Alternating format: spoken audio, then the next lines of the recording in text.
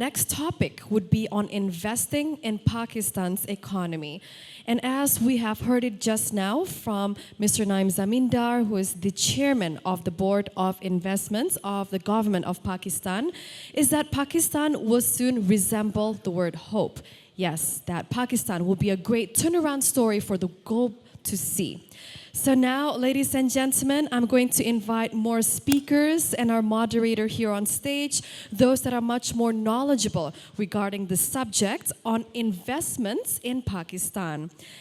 The first speaker that I'm going to invite on stage, ladies and gentlemen, he has over 33 years of extensive experience of the banking and financial world. Please welcome the chairman of Pakistan Stock Exchange, Mr. Muneer Kamal. Please give him a big round of applause. Yes. Mr. Muneer Kamal, we ask you to please come join us. Yes, anywhere you want. Yes, thank you. Now, to accompany Mr. Kamal, ladies and gentlemen, I'm going to invite another speaker on stage. He joined Pakistan Stock Exchange as the first ever non-Pakistani. Yes, indeed, very special. Beefing up investor protection and also starting ETFs and a new trading platform are the top of his list for him. Ladies and gentlemen, please give a big round of applause for the Managing Director of Pakistan Stock Exchange, Mr. Richard Morin. Hello, Mr. Morin. How are you doing today? Good. That's great. And now, ladies and gentlemen, we have three speakers here today. The next one that I'm going to invite, he's a graduate in chemical engineering with distinction and honors too. He has been the CEO of HUBCO, the first and largest independent power producer in Pakistan since year 2013. Ladies and gentlemen, please welcome the CEO of HUBCO, Mr. Khalid Mansoor. Yes, ladies and gentlemen, these three gentlemen that we have right here will be the speakers for the topic on investing in Pakistan's economy. And next, please allow me to invite our moderator. Ladies and gentlemen, please give a big round of applause for Mr. Amjad Waheed, the CEO of NBP Fullerton Asset Management. Mr. Waheed, the floor is yours.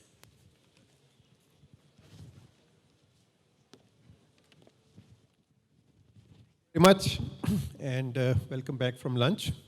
So we're going to talk about investing. We have three very distinguished speakers from somewhat diverse backgrounds, which is good. We get an overall view. Let's start with Richard. Richard recently joined, and he's the managing director of the the Pakistan Stock Exchange. So we'll ask Richard, what are his plans to develop and grow the capital markets in Pakistan? Thank you, Amjad. Hello? Thank you. Thank you, Amjad. And thank you for the organizers and the sponsors of this conference to invite us here today. First, I'd like to state that what will transform Pakistan's capital market and what will allow our capital market to play its proper role in economic and social development in Pakistan. The real challenge is to bring the 20 or 40 million strong middle-class Pakistan to invest in our capital market. In my view, in order to achieve that, and again, if we do that, we can easily multiply the retail investor base in this country by 10, perhaps 20-fold. And if we do that, it'll have a dramatic impact on capital market, capital formation, the price-earning ratio of companies listed on the exchange, and that will attract new companies to list on the exchange. So the real challenge is to bring these 20 or 40 million Pakistanis to invest. And I think that we need to do three simple, well, not simple, but three things if we're going to achieve that. First and foremost, we must guarantee these investors that their capital is safe with a PSX stockbroker. It needs to be as safe with a PSX stockbroker as it is today, in government savings bond. Number one priority, and we're well on our way to doing that. We know the recipe, and we have the resources to do that. Second thing, we need to offer them simple investment vehicles.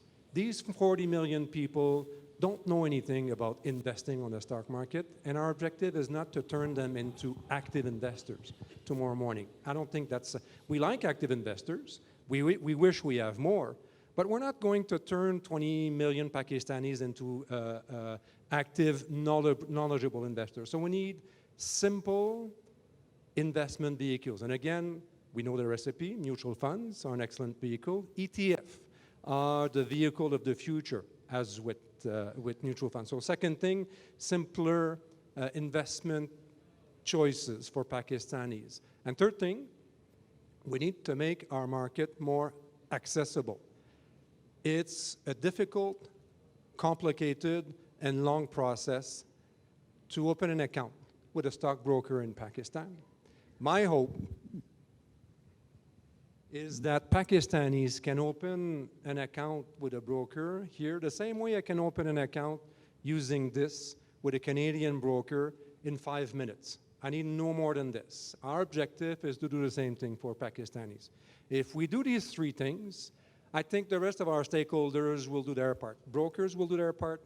The regulator is there to do their part. So PSX, of course, there's other things we're going to do, a new platform, stock options, financial futures. We'll do all these things. But I think the three priorities are the ones I mentioned just now.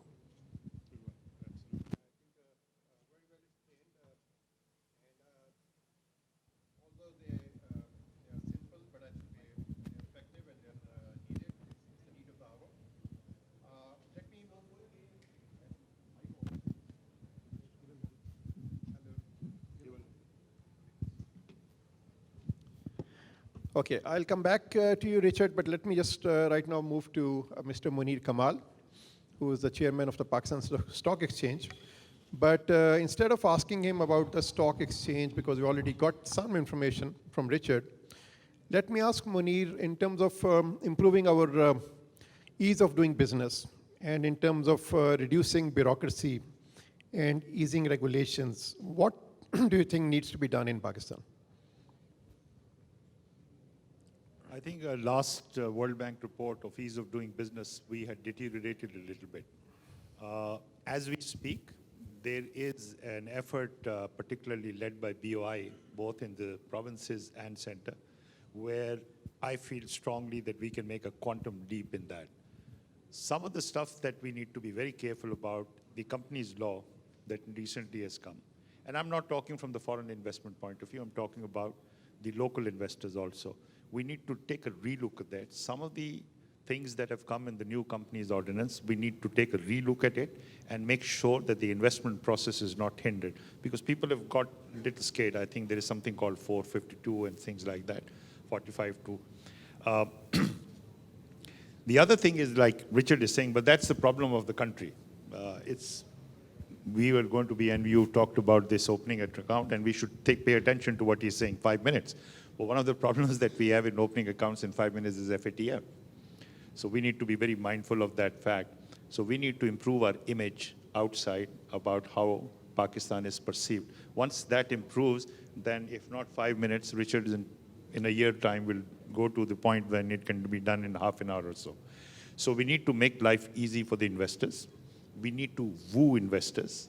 We don't have to make life difficult for them. And both, by the way, the other thing which is related to the stock exchange, there is continuous complaint coming that the corporate governance, the new standards that they're doing, it's stifling. People are feeling very uncomfortable. And I'm talking about some of the best corporates, some of the best run from corporate governance point of view. So we need to take a relook at that, listen to what the market is saying, and they may suggest a few things which will make life easy on the board. The relevance of this is, from the stock market point of view, if the private limited company is thinking of going public and they see all these new rules and regulations that need to be met, which even the best are finding it difficult to make. So they will not be that, so we need to make life a little bit easy. There's a lot of small little stuff, but we should be mindful of that. dialogue must take place between the government and Karachi and Lahore business community. Great. Coming to Khalid Mansoor Saab, his expertise is energy. So my question would be, in the last 2-3 years, if you can summarize where do we stand today? Now we know about the generation, but also maybe transmission. Is it catching up with generation and distribution a bit? And then also with the Thar coal, I know your group is involved with the Thar coal project. If you can just throw a bit of light on that. Well, thank you. Well, first of all, we need to understand the genesis of power crisis. The audience have been hearing since this morning that country had been suffering huge power crisis resulting into 10 to 12 hours of load shedding. The GDP had declined by at least 2 to 3 percentage points. So from our investigation or in-depth involvement in energy and power sector, the country had two basic issues. One is that there was tremendous shortage of power, which resulted in shutting down numbers of industry in the industrial towns like Faisalabad, Gujranwala, Sialkot, etc. Many people lost their jobs, and also it had resulted in derailing the economy. The GDP, which used to be 6 to 7%, it eroded as low as just over 3%. We needed more power, but on the other side, the energy fuel mix of Pakistan is one of the worst in the region, if not in the entire world. We import a lot of furnace oil to generate power, and the last year's statistics indicated that more than 38% of power generation was based on furnace oil, and total of almost $11 billion equivalent foreign exchange has been used to generate power. So we needed to correct our energy fuel mix, and because of this issue, not that we had shortage of power, but the cost of power was also not affordable, which was affecting our export products, and we have not been competitive with the regional countries. So in order to bridge this gap, there was a need to bring in the cost-effective fuel and also indigenous one. For the cost-effective fuel, Pakistan does not have or did not have any power generation based on coal, whereas any country in the world, majority of their power generation is based on coal. But for coal, the major issue was that we were not getting the financing because either North American or European financial market would not support that. So in that effort, I think the CPAC was really a game changer. And the country under the lead of current incumbent government was able to achieve a win-win situation whereby China decided not only to support the energy and power sector of Pakistan, but also infrastructure. And only in energy and power sector, $36 billion investment is coming. And predominantly, majority of the debt component is also coming from Chinese financial market. So as we speak, 5,000 megawatt has already been added into the grid. Additional 5,000 megawatt is expected to be added by June-July timeframe. And by 2023, 2024, at least 24,000 megawatt power generation is going to be added. So this is going to really alleviate the power crisis in the country. But the other issue is still the competitiveness, and a lot of effort needs to be done to reduce the tariff. Otherwise, the industry is not going to be competitive in their export products. For that, the major issue is the transmission and the distribution losses. And again, in Pakistan, the transmission and distribution losses are one of the highest in the entire region, over 19%. And that is the reason, the tariff has been, so high. So a lot of effort will be needed to bring in the efficiency to replace the obsolete distribution and transmission system. And also a lot of work needed to be done to improve the governance because lots of theft is taking place, lots of, shutdowns are taking place, et cetera, et cetera. So as talking about bringing in the indigenous fuel, the biggest initiative is obviously the Thar. And you have heard in this morning that Pakistan is, mashallah, blessed with 175 billion tons of coal, which alone can generate, if exploited, at least, a couple of 100,000 of megawatt for a couple of 100 years. So that is the potential we are talking about. And the current project is already in execution. And inshallah, the first molecule the country will see to flow from next year, and it is going to be scalable. So in the interim, there are three major projects which are based on imported coal.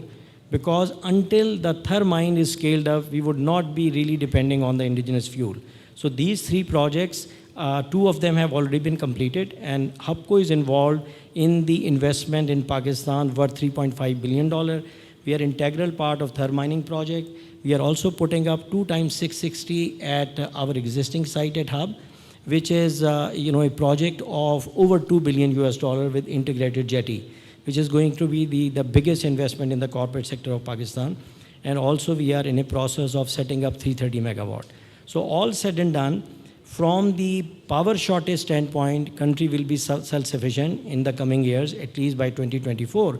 But we need to be very cognizant and be very mindful that we should not be falling in the same pit, because the demand is going to be growing if we aspire that our GDP is going to be growing from 5% to 6 to 7%. So the rule of thumb is that if 1 megawatt is short, you're 5 years behind. So we need to keep a very close eye, and the current, narrative of overcapacity or capacity trap should not be there. That will ensure that economy will continue to grow and prosper. Thank you. We'll have one more round of questions, and then we'll open it to the questions from the audience. Richard, brokers complain that the regulator, SEC, over-regulates the stock market. What's your view on that? And then also, what are you doing to improve your own governance? PSX is a front-end regulator. So are you taking any steps to improve your own governance? Yes, as I mentioned earlier, to attain our objective to bring middle-class Pakistanis to invest on the stock market, one of the things we need to do is to guarantee that their capital is safe when they entrust it to a PSX stockbroker. There are two approaches to that. One is broker regulation. We must eliminate as much as possible the risk. We'll never eliminate completely, but we must eliminate as much as possible the risk of broker default and broker fraud. I'll mention how we do that. The second part is, because we can't eliminate all broker defaults, even in developed market, occasionally a broker defaults, we need to use the investor protection fund to offer that guarantee that up to a certain level, your money will be safe. You will be made whole. No matter what happens behind the scene, your money will be made whole. So coming to broker regulation, I think Pakistan needs a strong, independent, competent, self-regulatory organization, because this may be a little bit technical, but as you mentioned, PSX is a frontline regulator. We exercise regulatory powers that are delegated to us by SECP. CDC does the same thing. NCCP is also a frontline regulator. And finally, PMEX is a frontline regulator in Pakistan. SECP has decided to move in the direction, and we at PSX fully support that view. SECP has decided to move towards a single frontline regulator. So we use the term CMOL, Capital Markets Oversight Limited. So PSX, CDC, NCCP, and PMEX would carve out their regulatory divisions, put it into an independent frontline regulator. And when I say independent, I mean that that frontline regulator doesn't take orders from me, from the chief executive of CDC, or from anybody else. They are truly independent. Their one mission in life is to ensure investor protection, and that is done through effective, efficient broker regulation. And I will admit there that we're not quite there. Pakistan, I think we must admit it, in terms of oversight of our brokerage community, we're not quite up to best international standards. This is an opportunity to bring Pakistan up to best international standards. And I think SECP has the right concept. What they want to put in place in Pakistan is basically the US model, the Canadian model, UK, Japan have all gone into that direction of a single, again, very independent, very powerful, and very competent self-regulatory organization. Thank you. Muneer, political risks is high right now with elections coming. Economic risks have somewhat increased because our trade deficit, our current account deficit is growing, our reserves are falling, and then the US-Pakistan relationship. So how do you convince investors to come to the stock exchange right now? We have, when I took over as the chairman, Pakistan Stock Exchange, few years before that was relegated from emerging market status by MSCI to the frontier market. By 2012 and 13, I was absolutely convinced that we need to be upgraded. What we need to do, and that's exactly what we did, nobody's going to come home and say, guys, you're doing a good job, here is your upgrade. You had to go out again and again and relentlessly convincing MSCI why Pakistan should be upgraded. We did that in 2015. They finally accepted our side of the story, and they said, put us on a review. They said, we cannot upgrade you, but we'll put on a review. And now the judgment will come from the companies or the funds that invest in Pakistan. And who are these funds? They're all the big boys of the world. BlackRock, Vanguard, Fidelity, Lazard, Templeton, all the big funds the world has known invest in Pakistan in one form or the other.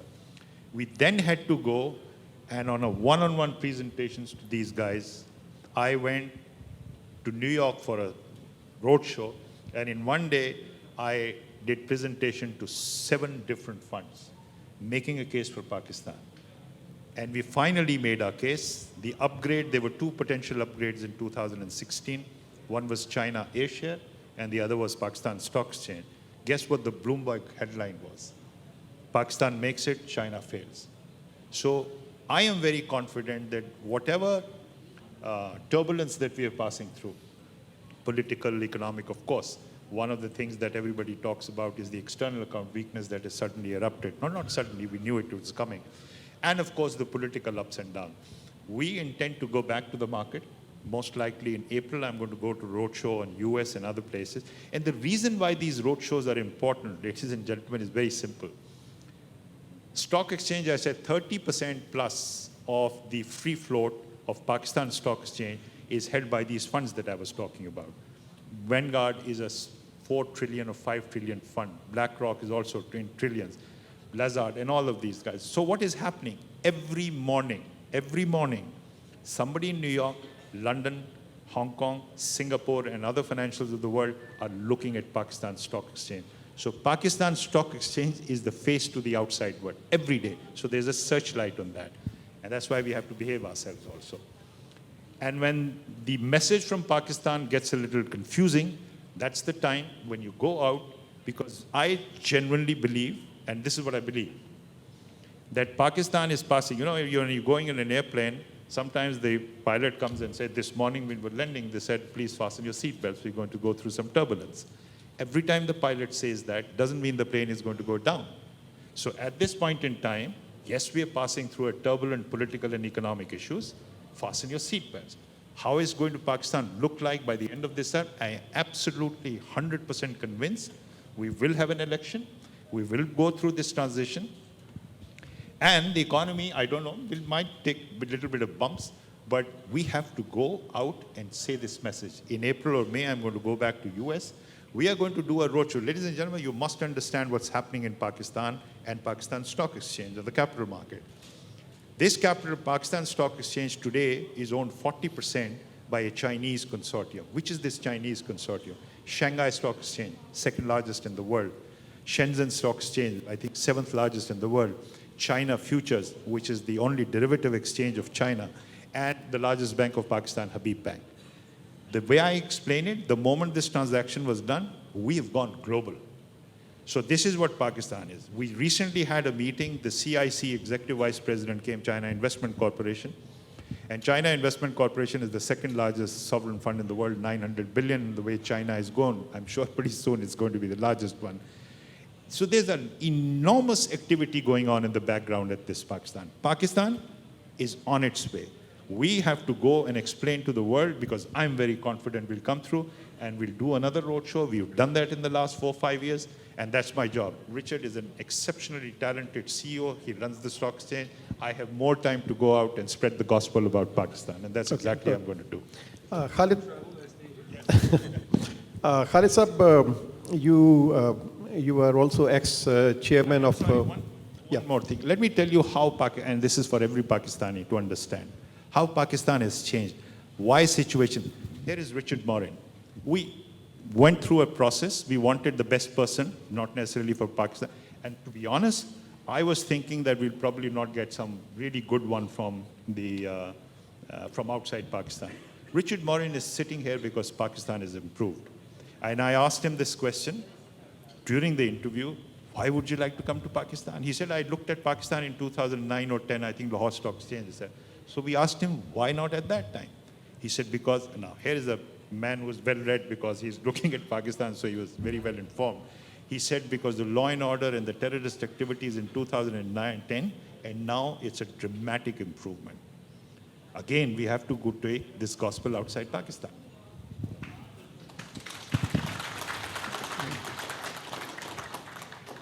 Khalid Sahab, you are also ex-chairman of the Overseas Chamber. So what are the couple of key problems, issues that the overseas investors are raising right now that needs to be addressed by the government? Thanks, Dr. Saab. Well, first of all, I would just echo what Muneer Kamal Saab has said, that my experience when I was heading OICCI, a number of roadshows we have done, it is so unfortunate that the reality is not really communicated appropriately. So whatever way we have been projecting Pakistan, there is a need that knowledgeable people go there. They should go prepared and also communicate what is really the reality, the 200 million population of Pakistan, the number of opportunities which are here. Honest to God, when you really tell them the statistics and everything, you could see people changing. My latest experience has been that I was invited by Canada-Pakistan Business Council. By the way, the president is visiting over here. So when we looked at the profile of 197 companies, to my surprise, not even a single Canadian company had invested in Pakistan. So they put together this huge conference like this, and few hundred people were there. And when I shared the macroeconomic situation of Pakistan, the opportunities, the energy power sector, and so on and so forth, and majority of the commercial organizations were there. So they were virtually amazed, and they said that this narrative was totally different. And as we speak right now, there is there's a MOU which is going to be signed between Canada-Pakistan Business Council, and which is going to be a platform where the investors out of North America could really explore the opportunities over here. Now, while we have been dealing with the multiple issues, one single question I used to ask from these 197 companies, that they have done phenomenal business in Pakistan for decades, then why on earth the FDI, foreign direct investment, was not coming as much as we had expected? Still overall, about $2 billion of capital investment has been made by this chamber or by this, member companies. But as we said, the potential is much more. The main thing was that 2-3 issues. The first issue which has kept these companies investing in Pakistan was the law and order situation. That was, the 3 pain points which they had communicated, and that came about with a number of surveys which this OICCI, does very, very frequently. Energy crisis, law and order situation, and then ad hocism of the policies. And most importantly, the main thing was crisis of the power. And they say that we are, and these companies are in the manufacturing sector. So they used to say that we are not the kind of companies who should generate their own power, so the power should be easily available from the grid, and also the competitive one. The second thing was law and order situation. So in these 2 areas, Dr. Saab, you see paradigm shift has taken place. And I'm not saying by hearsay, this is the latest survey which has been conducted by Overseas Investor Chamber of Pakistan. One benchmark which I have been very proudly communicating, and I communicated to Prime Minister as well, that this survey or comparison has been done by these companies who are not operating in Pakistan, they are operating in the other regional countries as well. And they have still rated Pakistan, better than 5-6 countries in the region, be it Indonesia, be it even India, Malaysia, and so on and so. Not Malaysia, Bangladesh, and a couple of other countries. So 2 problems have been resolved, but the third problem, where the boards of these companies have been very wary of investing more in Pakistan, that is continuation of the policies, the ad hocism, etc. The issues, they have been dealing with the FBR, the tax issues, etc. So this is what we had communicated on 10th of January to Prime Minister, and some of the political leadership was also there, that I told them that we could not understand, along with my management committee, that why shouldn't we have a forum, which Bruno also indicated in the morning, that whereby there is a participation from private sector and public sector, and you operate like a board, whereby government becomes the board and the Prime Minister is the chairman. So you give objective to the management, and management is your bureaucracy. And then through this regular forum, all you need in the management process, whereby on a regular basis, on the key objectives of the Pakistan, the key areas which have brought ease of doing business, rating of Pakistan so low, so you just identify 10, 12 key objectives for the country. Now you monitor them through a management process on quarterly basis, so there is no reason we should be out of that. So all said and done, personally speaking, and on behalf of the combined, a feeling or sense of the 197 companies, they are extremely bullish, and inshallah, be it political turmoil or whatever, we are fully convinced that inshallah, this country is going to go places. Thank you, Khalid sir. As far as the time for 2-3 questions, or are we out of time?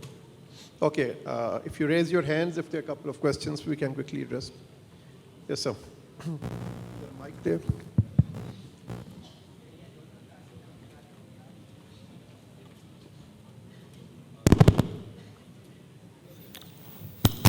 My name is Abdul Qadir Memon, and I am the president of Pakistan Tax Bar Association.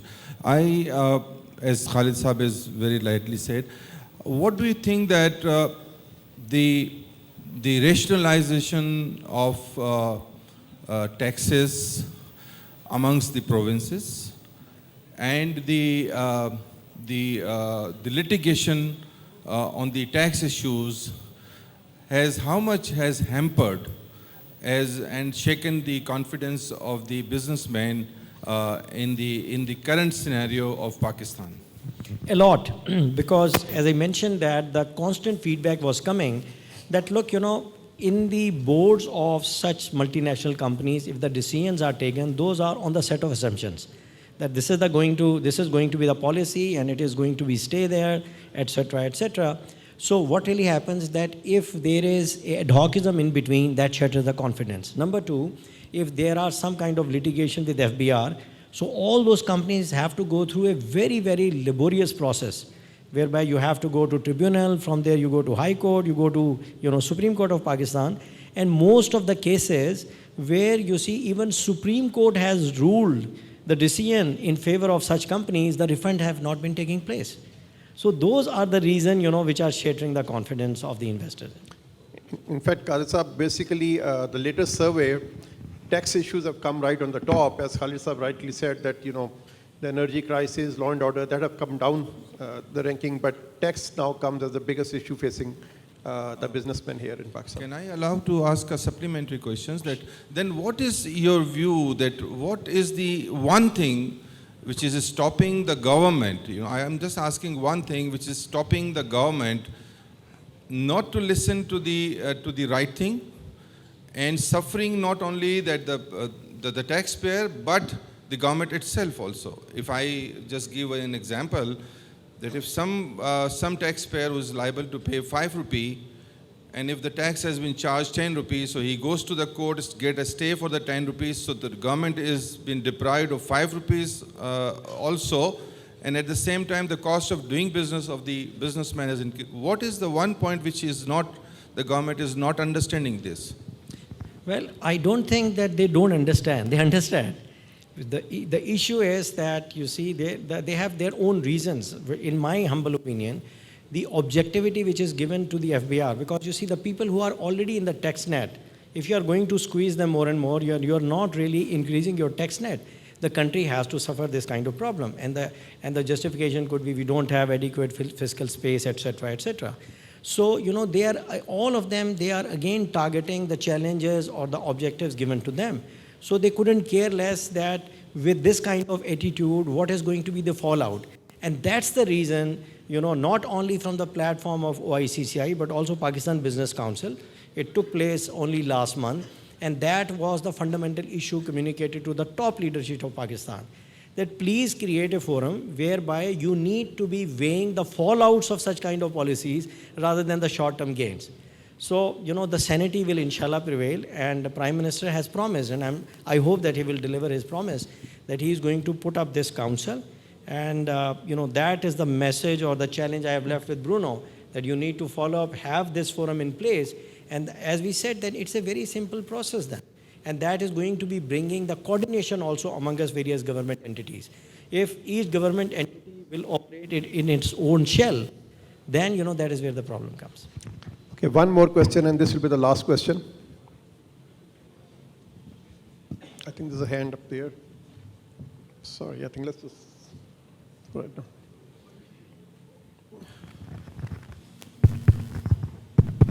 Ji, Assalamu alaikum. My name is Asad Hamid Khan, and I am currently working with ACCA Pakistan. I must congratulate you for a fantastic discussion.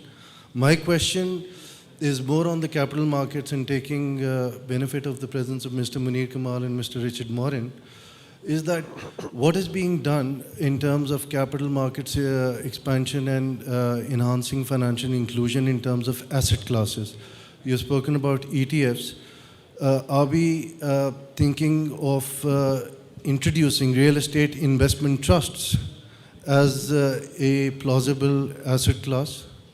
And the other question linked to this would be that private equity funds regulations have been in place for a very long time in Pakistan. So how are they going to be integrated to ensure that that adequate equity is available for businesses to grow and then to feed such businesses in terms of their exit as listed securities? Thank you. Richard, you want me to answer this?